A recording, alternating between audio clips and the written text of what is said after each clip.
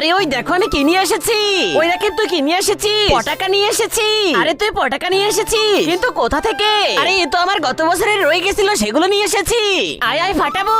আচ্ছা ফাটাবো, দাঁড়াও আমি আসতেছি।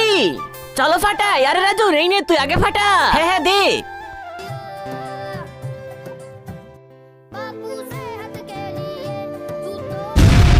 আরে তোর বমে তো অনেক শব্দ হয়। হ্যাঁ গত বছরে তো তাই। আচ্ছা দাঁড়া এখন আমি ফাটাই। হ্যাঁ যা, ওই তাড়াতাড়ি ফাটা। আরে হ্যাঁ করতেছি। আরে এখনো তো দিওয়ালি আসেনি, বম ফাটাচ্ছে কে?